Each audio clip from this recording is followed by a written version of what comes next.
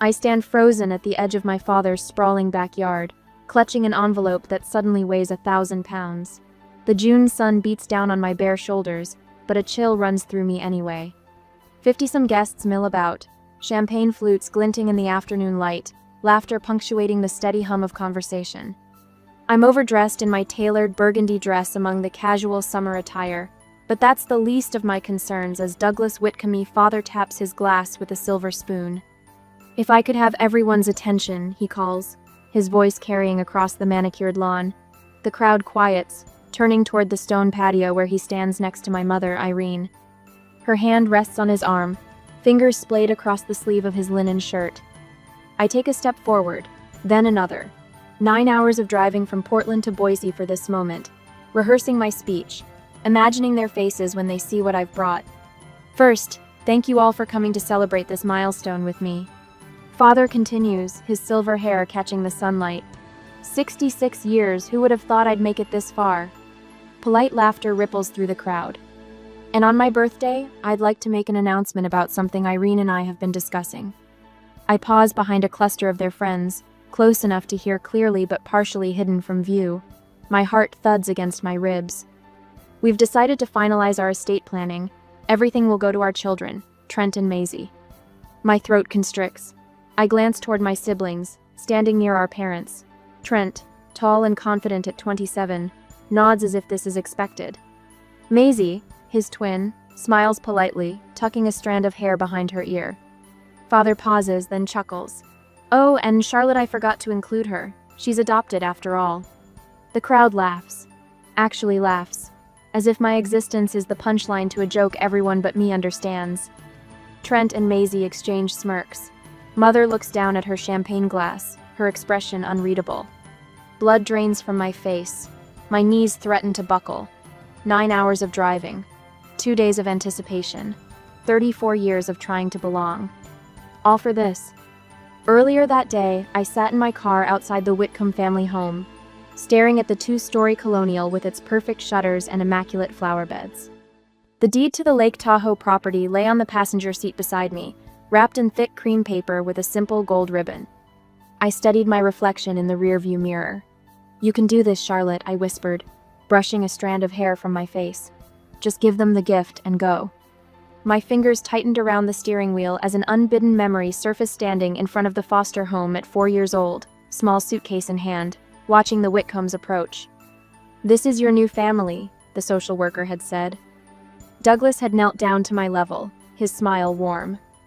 "Would you like to come home with us, Charlotte?"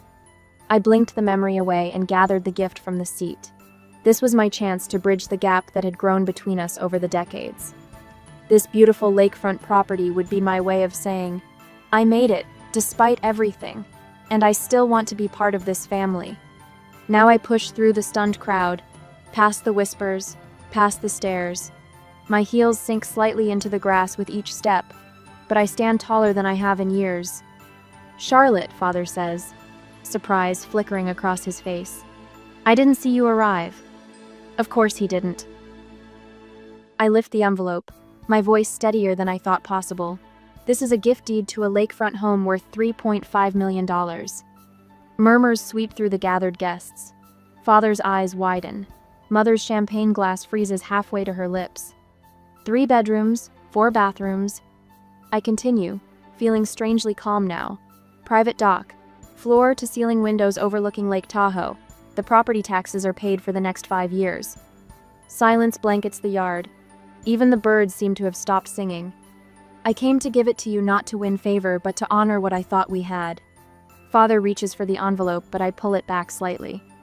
"You know," I say quietly, "I built a company from nothing, worked 3 jobs through college, created something valuable enough that I could buy this for you without blinking.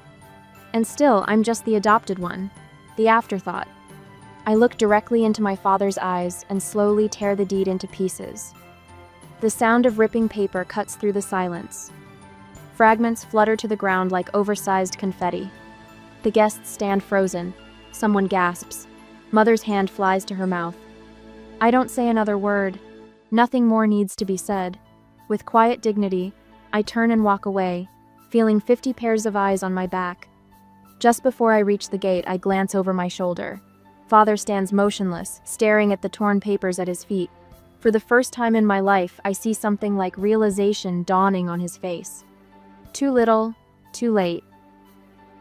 Later that night, my apartment windows frame Portland's downtown lights like a postcard against the darkness of the Willamette River. I lean against the glass, 42 floors above the city. This view cost more than my first year of college tuition, paid in cash from my personal account without blinking.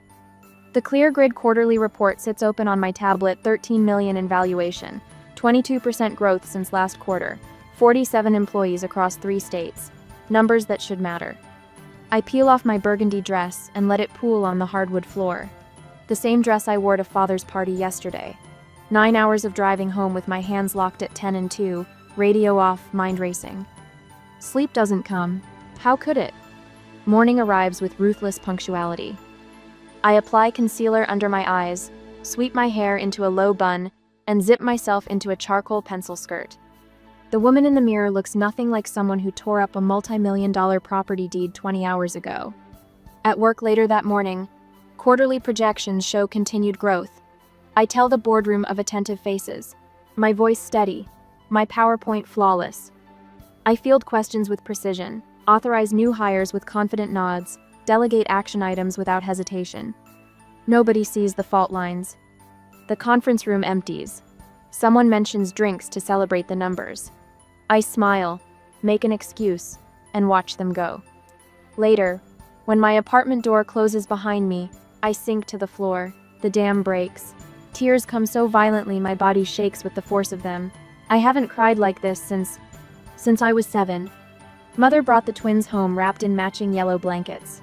I'd spent weeks helping her prepare their nursery, carefully arranging stuffed animals on shelves, folding tiny clothes into drawers. I'd practiced being a big sister, reading stories aloud to Mother's growing belly. "Charlotte, meet Trent and Maisie," Father had said, his voice softer than I'd ever heard it. For 3 weeks I was included.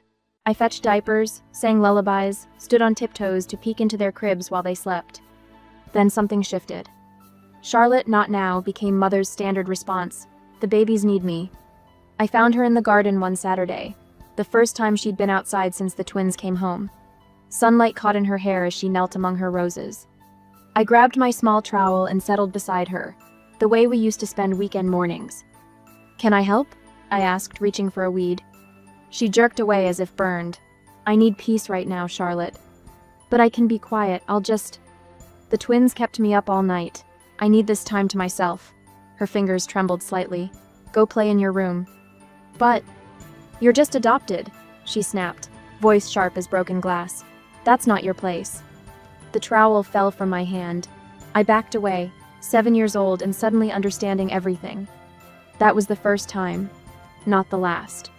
My 6th grade science fair trophy earned a distracted, "That's nice," from Father, who then spent an hour praising Maisie's finger painting. My perfect report cards merited nods while Trent's C+ in math prompted celebratory ice cream. My high school graduation I stood valedictorian on stage, scanning the audience for their faces, finding their seats empty. They'd left early for Trent's baseball practice. University of Washington offered me a partial scholarship. I announced over dinner my senior year, acceptance letter clutched in my hand. Father looked up briefly from his newspaper. "Good luck," he said, then returned to reading. No congratulations, no discussion of finances, no questions about housing. I worked 3 jobs during college. Opened the coffee shop at 5 a.m., rushing to afternoon classes still smelling of espresso. Delivered packages across campus between lectures.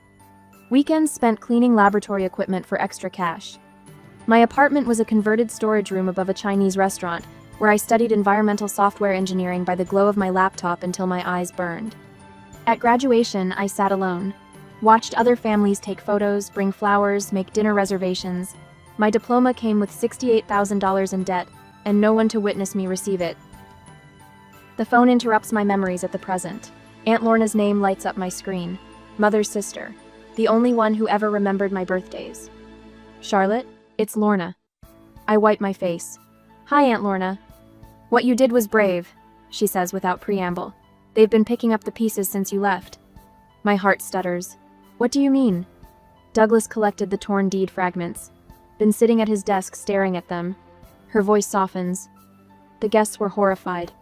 3 couples left immediately after you did. Margaret Williams told Irene she should be ashamed. I say nothing. They regret it, Lorna continues.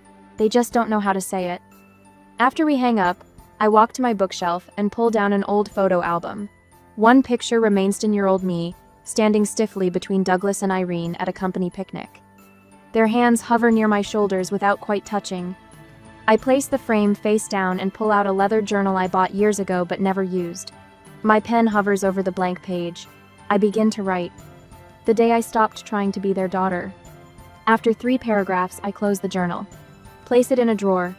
Tomorrow's investor meeting needs my attention. The quarterly reports need review. A potential partnership needs evaluation. I'm good at building things, companies, technologies, fortresses around my heart. Some walls serve their purpose. Another memory flashed back. The fluorescent light flickers overhead, casting an eerie glow across the cramped office space. I rub my eyes and glance at my watch. 3:16 a.m. The numbers blur together as Celia hunches over her laptop at the desk across from mine, dark circles under her eyes matching my own. Try it again, I whisper, afraid to jinx our 12th attempt by speaking too loudly. Celia taps a few keys, runs her fingers through her curly hair, and presses enter. The algorithm churns through the test date numbers representing energy usage from a downtown Portland office building. We've been at this for 19 hours straight, subsisting on vending machine coffee and stale granola bars. Come on, Celia murmurs, drumming her fingertips against the desk. Come on, baby. The computer fan whirs loudly in the silence. I hold my breath. Then it happens. The monitor displays a perfect bell curve with a jagged line cutting through it, energy usage optimized in real time. The program worked. Our AI can predict and adjust commercial building energy consumption with 89% accuracy. Charlotte, Celia whispers, eyes wide. Look at the timestamp. 3:17 a.m. I laugh until tears stream down my face. 3 months of coding, 17 investor rejections, and $42,000 of our combined savings all vindicated in this moment. We did it, I say, my voice cracking. ClearGrid works. Celia raises her coffee mug in a toast. To saving the planet one boring office building at a time. We clink our chipped mugs together, exhausted but triumphant in our little 10 by 12 rental space with the leaky ceiling and unreliable heat. They were wrong about us, I say softly, thinking of all the men in expensive suits who'd shown us the door.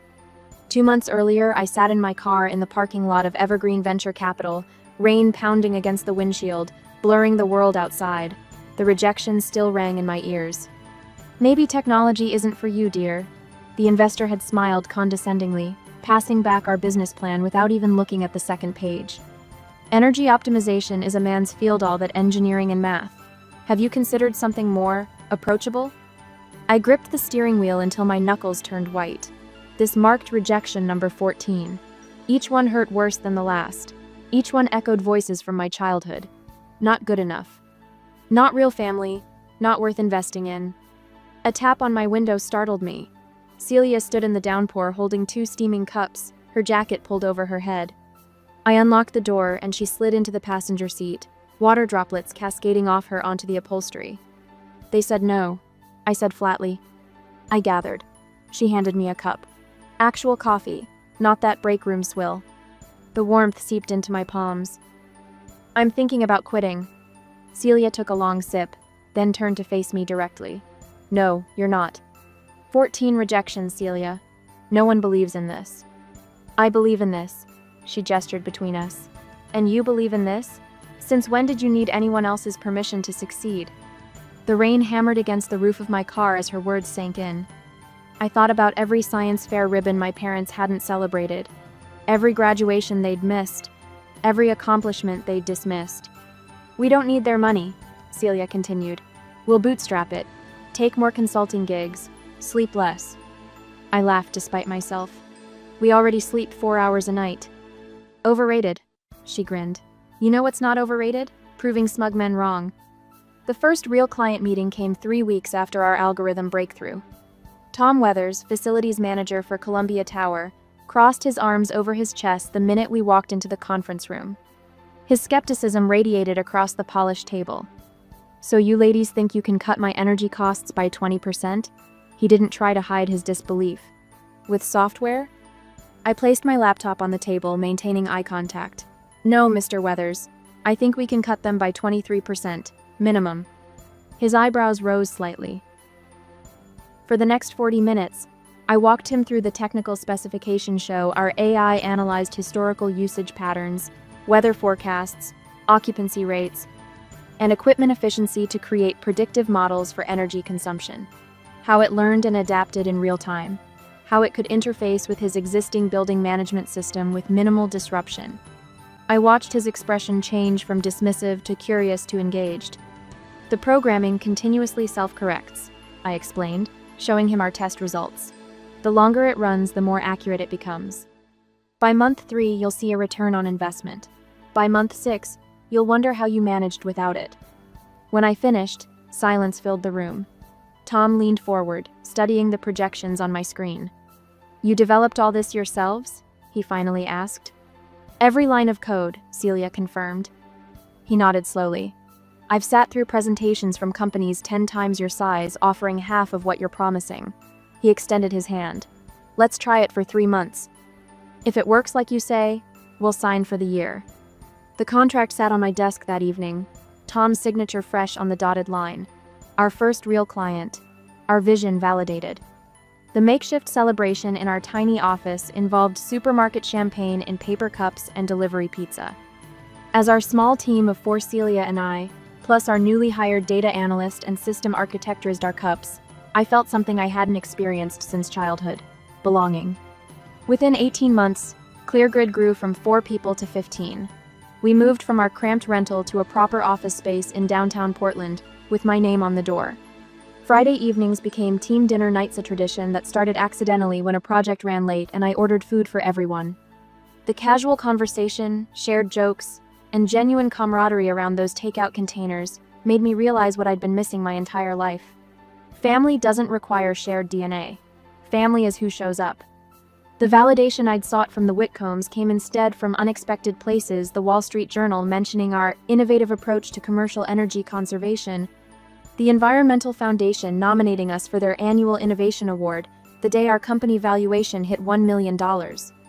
I watched the ticker on our financial dashboard click over to 7 figures from my office overlooking the Willamette River. Success tasted sweeter than I'd imagined. But something hollow lingered beneath the achievement. That evening, scrolling through social media, a post caught my eye. A distant cousin sharing plans for Douglas Whitcomb's 66th birthday party. My father, the man who'd claimed me, then discarded me, celebrating another year while I remained a footnote in his story. An idea formed as I stared at the announcement. Not revenge exactly. Something more complex. A gesture that would prove my worth once and for all. The next morning, I called a real estate agent about lakefront properties in Tahoe. Back at the present, 3 weeks after the incident, I stand at the edge of the stage, the conference room lights reflecting off my burgundy silk blouse. 300 industry executives stare back at me, their faces a blur as I click to the final slide of my presentation. My voice remains steady despite the hollow feeling that's taken residence beneath my ribs since that day in Boise. And that's how ClearGrid's new adaptive learning algorithm reduces commercial energy consumption by up to 38%. I pause, sweeping my gaze across the Denver Energy Conference audience. Any questions? Several hands shoot up. I point to a silver-haired man in the front row. Miss Blair, the innovation your team has developed is remarkable. What inspired this breakthrough? The question is softball, professional. I give my standard answer about sustainability goals and market inefficiencies. What I don't say, I built this company because it was the only thing I could control, the only family that wouldn't reject me. 20 minutes later, I'm gathering my laptop when a familiar figure approaches from the back of the emptying room. My stomach tightens. Aunt Lorna, me mother's sister, stands before me in a forest green blazer. Her silver-streaked hair shorter than when I last saw her. Charlotte. Her voice carries the same Midwest lilt as my mother's, but without the cold undertone. Your presentation was brilliant. I slipped my laptop into its case, buying seconds to compose myself. Thank you. I didn't expect to see you here. I'm consulting on a university research project. She hesitates. And I thought, perhaps we could talk.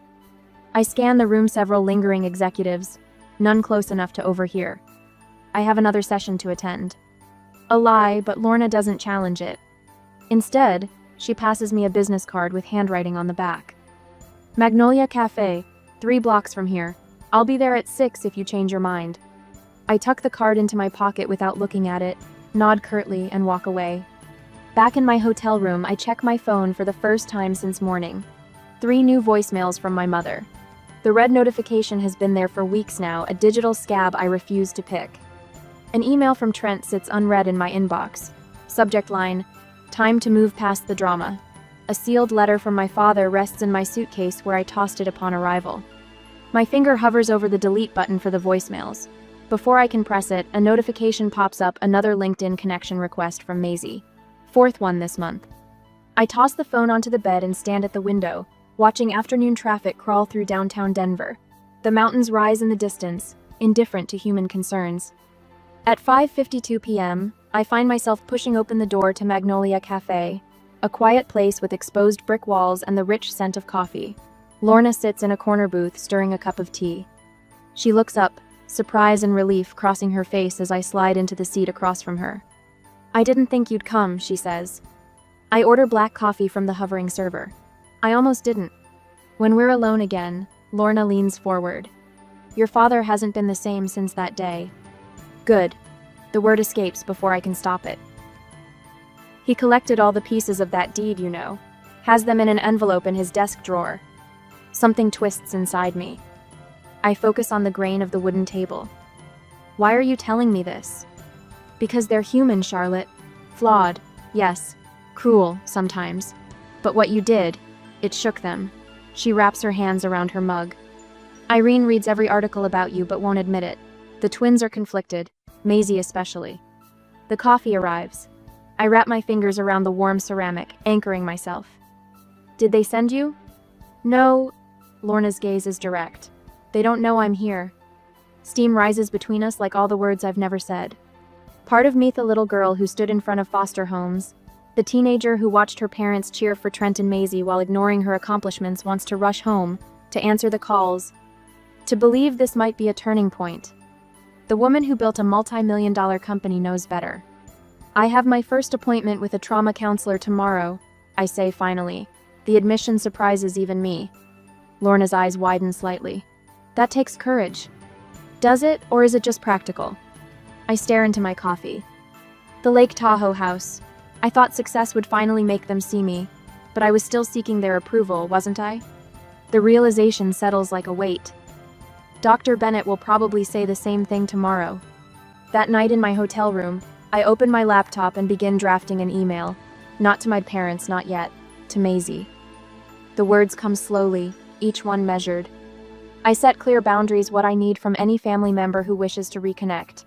Acknowledgement of past behavior. No pretending things were different than they were. No sweeping decades of exclusion under the rug.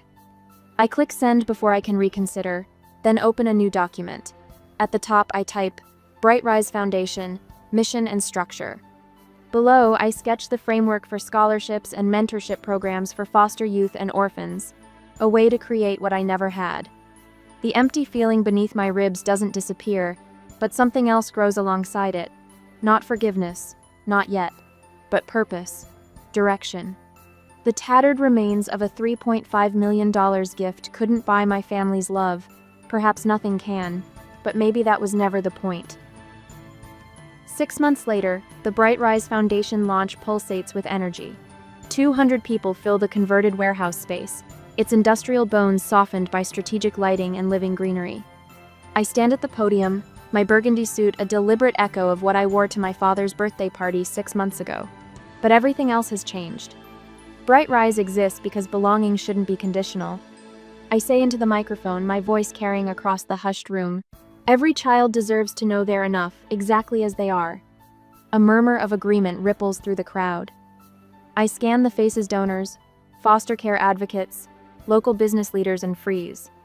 In the back row, partially obscured by a support column, sit Douglas and Irene Whitcomb.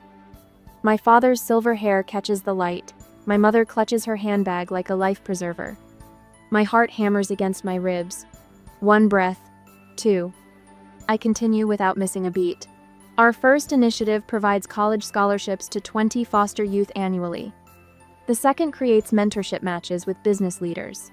My voice grows stronger with each word. And the third, most ambitious, will build transitional housing for those aging out of the system. Applause erupts. I don't look back at the last row. The next morning, I sit in Riverside Cafe, a strategic choice public enough to prevent a scene, private enough for conversation.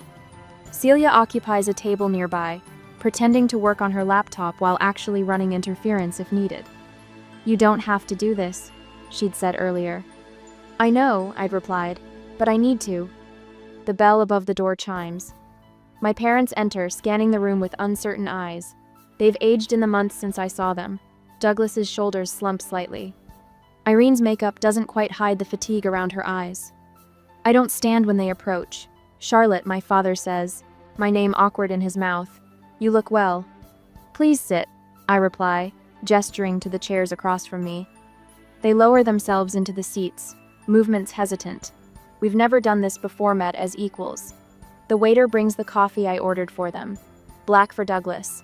Cream. No sugar for Irene. The small detail startles them. "We were impressed by your foundation launch," my father begins, his rehearsed speech evident in the careful cadence. "The family has always valued community service." I take a slow sip of my tea. "Which family is that?" His face reddens. "Charlotte, we want to talk about our family legacy, your place in it." "My place," I repeat, the words sharp-edged. Interesting choice of words. Irene leans forward, eyes suddenly bright with tears. "We've missed you, Charlotte, every day." "Have you?" "Of course we have," she insists. "We always believed in you." My father nods. "We've been telling everyone how proud we are, how we always knew your business would succeed." Something snaps inside me. Not with rage, but with a calm, devastating clarity. "That's a lie," I say quietly. They blink, startled by the direct challenge. "You never believed in me." "When I got into the University of Washington," Dad said, and I quote, "Good luck with that." Mom didn't say anything at all. I placed my palms flat on the table. "When I started ClearGrid, neither of you returned my calls for 3 months."